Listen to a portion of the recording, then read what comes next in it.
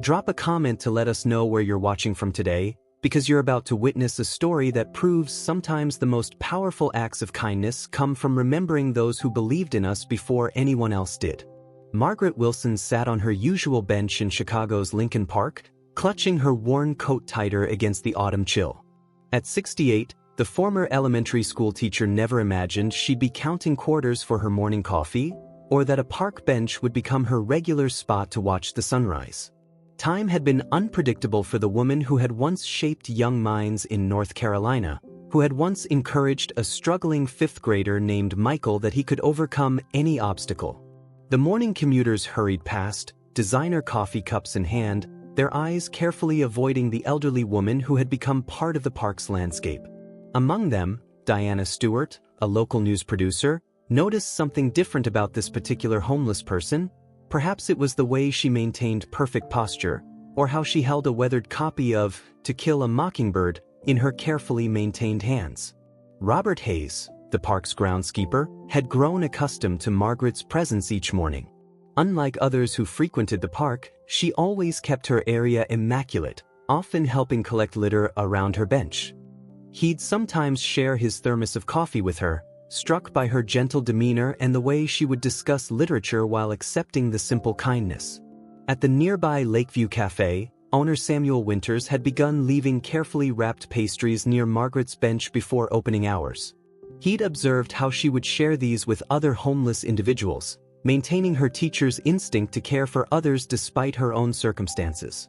The district's patrol officer, Elena Rodriguez, regularly checked on Margaret during her morning rounds. Something about the former teacher's quiet dignity and her stories about teaching in North Carolina struck a chord. But even Officer Rodriguez didn't know the full story of how Margaret Wilson had gone from nurturing young minds to sleeping on park benches. Community outreach worker Jennifer Chong had been attempting to help Margaret for months, intrigued by the elderly woman's reluctance to accept most assistance. "Others need it more than I do," Margaret would say, holding her book close. "I've lived my life." But Jennifer couldn't shake the feeling that there was more to Margaret's story than she revealed. The morning that would change everything began like any other. Margaret sat in her usual spot, watching the sunrise over Lake Michigan, when she noticed a news crew setting up equipment nearby. The local station was preparing for a special report on homelessness in Chicago, though Margaret paid them little attention. Diana Stewart, overseeing the production setup, found herself drawn to the dignified elderly woman. During a break in preparations, she approached Margaret, thinking she might add depth to their segment. Their conversation would set in motion events that would reach all the way to the owner's suite at the United Center. "I taught fifth grade," Margaret said when Diana inquired about her past. "In North Carolina, mostly. Had this one student, always doubting himself. Told him he could be anything he set his mind to. Last I heard, he proved me right." She smiled, lost in memories of a classroom from decades ago. Peter Collins, the cameraman, was adjusting his equipment when Margaret's distinct North Carolina accent caught his attention. Having grown up in Charlotte himself, he found himself drawn into her stories about teaching in Wilmington. As Margaret spoke, she carefully removed a worn photograph from between the pages of her book. It showed a class of fifth graders, all gap-toothed smiles and untucked shirts. But one face in particular made Diana's journalistic instincts tingle, a young boy with an unmistakable competitive glint in his eyes, even then. Dr. Victoria Bennett, a psychologist volunteering at local shelters, happened to be walking through the park that morning. She paused to listen as Margaret spoke about her teaching days, about the importance of believing in every child's potential. The doctor recognized something in Margaret's voice, not regret or bitterness, but a quiet pride in the lives she had touched. The morning continued its usual rhythm, commuters streaming past, unaware they were walking by someone who had played a crucial role in shaping one of basketball's greatest legends. Margaret seemed uninterested in claiming any credit, more focused on sharing her genuine love for teaching and the students whose lives she had influenced. Local business owner Christopher Park stopped during his morning coffee run, captivated by Margaret's story about the young student who wouldn't quit, who turned his junior varsity basketball team cut into motivation to become extraordinary. Christopher had heard this story before, but from a different perspective, in interviews with the greatest basketball player of all time. The news crew continued their setup, but Diana Stewart's focus had shifted entirely to Margaret. The producer's questions became more specific, more focused on dates and locations. With each answer, the pieces of an extraordinary puzzle began to fall into place. What none of them knew was that in a downtown office, Michael Jordan was beginning his day with his usual review of Chicago news and social media. The pattern of his day, the meetings and obligations that came with being a basketball legend turned business mogul, was about to be completely disrupted by a news segment that hadn't even aired yet. Have you ever wondered about the teachers who believed in you before you believed in yourself? Share your stories in the comments below. Because what happened next would prove that sometimes the greatest debts we owe are to those who helped us see our own potential before we could see it ourselves. Diana Stewart's hands trembled slightly as she held the old photograph, her eyes moving between the image of the young boy in the class picture and the elderly woman sitting before her. The producer had covered countless stories in her career, but this one felt different. This wasn't just news, this was destiny. The morning light had grown stronger, casting long shadows across Lincoln Park as more people gathered around Margaret's bench.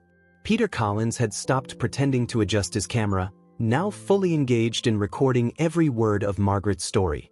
The way she spoke about teaching, about believing in her students, carried a warmth that no script could capture. Michael was different, Margaret recalled, her voice soft but clear. Not just his talent, though that was obvious even then. It was his determination. When he struggled with something, he wouldn't just try to overcome it. He'd master it completely. She smiled, lost in memories of a classroom from decades ago. Robert Hayes had paused his morning maintenance duties, listening from nearby. He'd heard Margaret mention teaching before, but never like this. Never with such specific memories, such clear details about a student who would become a legend. Elena Rodriguez, making her usual patrol, found herself drawn into the growing crowd. The officer had dealt with many situations involving the homeless, but something about Margaret's dignity, the way she spoke about her former student without a hint of bitterness about her current situation, touched her deeply. Samuel Winters emerged from his cafe, carrying fresh coffee and pastries. This morning, instead of leaving them quietly near Margaret's bench, he joined the impromptu gathering. The way Margaret shared her breakfast with others, even now as she told her story, spoke volumes about her character. Jennifer Chang arrived for her regular check-in, surprised to find the crowd around her usual client. The outreach worker had been trying for months to learn more about Margaret's background, and now the story was unfolding naturally, captured by news cameras and witnessed by a growing audience. "I kept everything," Margaret said, carefully opening her worn book to reveal more treasures tucked between its pages. Notes from students, class projects, newspaper clippings. When you believe in someone's potential, you want to document their journey. She pulled out a carefully preserved homework assignment, Michael Jordan's name printed neatly at the top. Dr. Victoria Bennett watched the scene unfold with professional interest. As a psychologist, she recognized the therapeutic value of sharing long-held stories, of finally revealing one's true identity.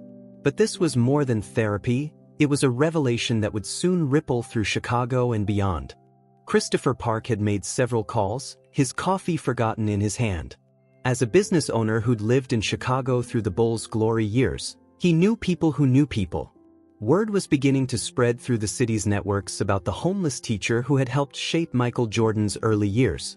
In his downtown office, Michael Jordan was in the middle of a meeting when his assistant, Sarah Miller, interrupted with an urgent message. The local news was doing a live feed from Lincoln Park, and something about it required his immediate attention. Diana Stewart had made the decision to go live earlier than planned.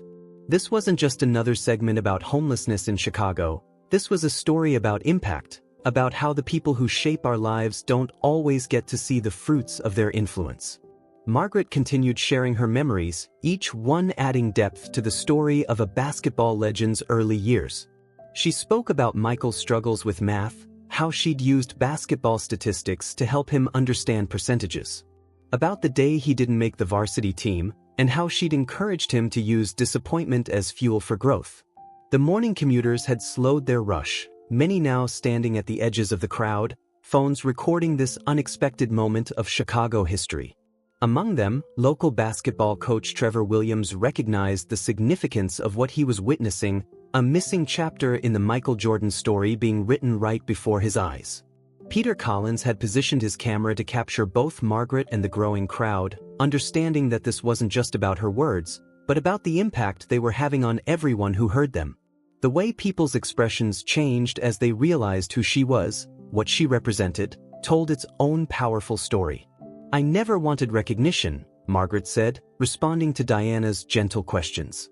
"Teaching isn't about the teacher, it's about the students. About believing in them, supporting them, helping them believe in themselves." She carefully returned the photographs to her book, handling them with the reverence of precious memories. Robert Hayes found himself thinking about all the mornings he'd shared coffee with Margaret, never knowing the role she'd played in shaping one of basketball's greatest legends. The quiet dignity she'd shown, the way she'd always tried to help others despite her own circumstances, made even more sense now. Elena Rodriguez had moved closer, her official role as a patrol officer temporarily forgotten. She'd dealt with many homeless individuals, but Margaret's story was reframing her understanding of how anyone could end up on the streets, of how much hidden history might be wrapped in each worn coat and weathered face. In the growing crowd, Jennifer Chong noticed faces she recognized from other homeless outreach efforts. People who usually avoided attention were drawn to Margaret's story, perhaps seeing in her tale a reminder that everyone has value, everyone has a story worth telling. The news was spreading rapidly through Chicago's social media networks. Local sports reporters were already heading to Lincoln Park, alerted by Christopher Park's calls. But it wasn't just the media responding. Longtime Chicago residents who remembered the Bulls' glory years were drawn to this unexpected connection to their city's greatest sports legend. Samuel Winters had begun distributing coffee to the crowd, turning his cafe's morning service into an impromptu community gathering.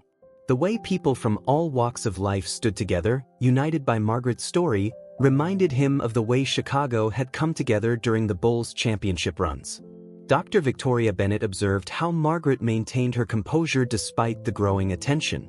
There was no hint of bitterness about her current circumstances, no attempt to leverage her connection to Michael Jordan. She simply shared her memories with the same caring teacher's heart that had touched so many young lives decades ago. In his office, Michael Jordan stood watching the live feed, his meeting forgotten. On the screen, his former teacher sat on her park bench, sharing stories about a young boy who didn't yet know he would become the greatest basketball player of all time.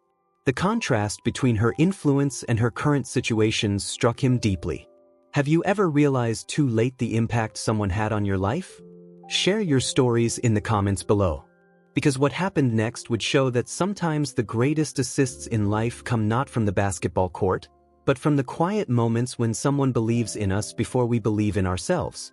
Michael Jordan stood motionless in his office, the live feed playing on multiple screens as his assistant, Sarah Miller, quietly canceled his remaining morning meetings. For a man known for his quick decisions on the basketball court, this moment required a different kind of response. The sight of Margaret Wilson, the teacher who had believed in him long before his name became legendary, sitting homeless in a Chicago park, struck him with a force no opponent had ever managed. In Lincoln Park, the crowd continued to grow. Diana Stewart's live broadcast had caught fire across social media, with clips of Margaret sharing stories about young Michael already going viral. Local sports journalists were arriving, drawn by the human interest angle of the story, but something in Margaret's dignified presence kept their questions respectful, their approach gentle.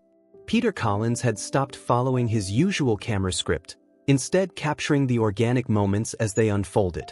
The way Margaret's eyes lit up when discussing her former students, the careful manner in which she handled her treasured photographs, the genuine warmth in her voice when speaking about teaching, these were the details that made the story powerful. Robert Hayes watched as people he'd seen rush past Margaret's bench for months now stood captivated by her story. The groundskeeper had known there was something special about her, but even he hadn't imagined this connection to Chicago's greatest sports icon. Elena Rodriguez found herself coordinating with newly arriving officers, not to control the crowd, but to protect Margaret from the growing media presence. The patrol officer had developed a protective instinct toward the homeless teacher over the months, and now that instinct was even stronger. In his downtown office, Michael Jordan was making calls, his voice carrying the same intensity that had once commanded the United Center. His first call was to his old friend and teammate, retired Bulls captain David Reynolds, who had maintained deep connections in Chicago's community development sector. David, Michael's voice was focused, determined. "I need everything you can find out about Margaret Wilson's situation. How long she's been homeless, what led to it, everything. And I need it fast." The urgency in his tone made it clear this wasn't just another charitable gesture, this was personal. Back in Lincoln Park, Samuel Winters had turned his cafe into an impromptu headquarters for the growing story. Journalists gathered there, using his Wi-Fi to file reports, while local residents shared their own memories of the Bulls' golden era. The cafe owner found himself thinking about all the mornings he'd left food for Margaret, never knowing he was helping someone who had helped shape Michael Jordan. Jennifer Chong was fielding calls from social service organizations across the city, all suddenly interested in Margaret's case. The outreach worker felt a mix of emotions, joy that help was finally available, but frustration that it took a connection to celebrity to make people care about one homeless person's story. Dr. Victoria Bennett observed the subtle changes in Margaret's demeanor as the morning progressed. Despite the growing attention, the former teacher maintained her dignity, her focus remaining on the impact teachers can have on their students rather than on her own circumstances. Christopher Park's network of contacts was buzzing with activity. Word had spread through Chicago's business community, and offers of help were already pouring in. But these weren't just empty gestures. The business owner could sense that something bigger was building, something that would transcend typical charitable responses. In his office, Michael Jordan was reviewing footage from the live feed, paying particular attention to Margaret's stories about his fifth-grade year. He remembered that classroom, remembered her encouragement when he struggled with math, remembered how she had turned his passion for basketball into a tool for learning. "She used to stay late," he told Sarah Miller, his voice unusually soft. "After school, when I was struggling with fractions. She'd use basketball stats to help me understand. Said if I could calculate shooting percentages in my head, I could handle any math problem." The memory brought a rare vulnerability to his expression. Diana Stewart's broadcast had taken an unexpected turn. What had started as a story about homelessness in Chicago had become something more profound, a narrative about impact, about how the people who shape our lives don't always get to see the results of their influence. Trevor Williams, the local basketball coach who had been watching the scene unfold, found himself sharing stories with the crowd about how teachers had influenced his own career. The way Margaret's story was inspiring others to reflect on the educators who had shaped their lives added another layer to the already powerful narrative. In the growing crowd, people began sharing their own stories about teachers who had believed in them, who had changed their lives. Margaret's tale had touched something universal, reminding everyone of those special educators who see potential where others might miss it. Sarah Miller watched as Michael Jordan made call after call, his legendary focus now directed entirely toward helping the teacher who had helped him. She had worked with him long enough to recognize when he was in full competitive mode, but this was different. This was about something more personal than winning. Back in Lincoln Park, Elena Rodriguez noticed a subtle shift in the crowd's energy. Word had begun to spread that Michael Jordan himself was aware of the situation. The officer could feel the anticipation building, the sense that something extraordinary was about to happen.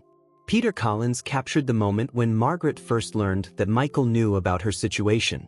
Her reaction was characteristic: no drama, no excitement, just a quiet smile and a teacher's pride in hearing about a former student's success. "Michael was always special," she told Diana Stewart, her voice steady despite the emotion of the moment. Not just his athletic ability, it was his heart, his determination. When he set his mind to something, nothing could stop him. She spoke not as someone seeking help, but as a teacher still proud of her former student's character. In his office, Michael Jordan had formulated a plan, but it wasn't just about writing a check or making a grand gesture. He remembered too well what Margaret had taught him about preparation, about doing things the right way. His response would need to reflect those lessons. David Reynolds had begun coordinating with local organizations, laying the groundwork for what his friend had in mind. This wouldn't be a simple rescue mission. It would be something that honored Margaret's dignity and her lifetime of service to education. Jennifer Chang found herself in rapid communication with social service agencies across the city, all now eager to help. But she made sure to maintain focus on Margaret's actual needs and wishes, not just the agency's desire to be part of a high-profile story. Samuel Winters watched as his cafe became part of Chicago history, a gathering place for people united by a story of teaching, learning, and the unexpected ways lives intersect. The simple act of kindness he had shown Margaret over the months had become part of a larger narrative about community and caring. Dr. Victoria Bennett recognized the therapeutic value of what was unfolding not just for Margaret, but for everyone involved. The story was becoming a reminder of the impact we can have on others' lives, often without realizing it until years later. Have you ever had the chance to thank someone who changed your life? Share your stories in the comments below. Because what happened next would show that sometimes the greatest achievements aren't measured in points scored or games won, but in the lives we touch and the people we help along the way. The afternoon sun cast long shadows across Lincoln Park when a black SUV pulled up quietly at the entrance. Michael Jordan stepped out, not in his usual business suit, but wearing a simple dark sweater and jeans. For once, he wasn't trying to command attention. He was trying to honor someone who had helped shape his path long before the championships and the fame. Diana Stewart noticed him first, but before she could direct her camera crew, Michael raised his hand slightly, the same subtle gesture he'd once used to direct plays on the court. This moment wasn't for the cameras. This was about something more important than publicity. Margaret Wilson was still sitting on her bench, sharing stories with the gathered crowd about her years of teaching, when she felt a presence behind her. The crowd had gone suddenly quiet, and even before she turned, something in the quality of that silence told her who had arrived. "Hello, Mrs. Wilson." Michael's voice carried the same respect it had held in her 5th grade classroom. "I believe I still owe you some math homework." The gentle humor in his tone couldn't quite mask the emotion beneath it. When Margaret turned, her reaction wasn't what anyone expected. No tears, no dramatic gestures. Just the warm smile of a teacher greeting a former student. "Michael," she said softly, "you did your homework just fine. Look at all you've accomplished." Robert Hayes watched as the greatest basketball player in history knelt beside the bench where he'd been leaving coffee for months. The groundskeeper saw no trace of the fierce competitor or business mogul, just a former student reconnecting with a teacher who had believed in him. Elena Rodriguez maintained her position nearby, but now she was protecting something more precious than just crowd control. She was guarding a moment of genuine human connection, a reminder that sometimes life comes full circle in the most unexpected ways. "You taught me more than math," Michael said, his voice carrying clearly in the hushed park.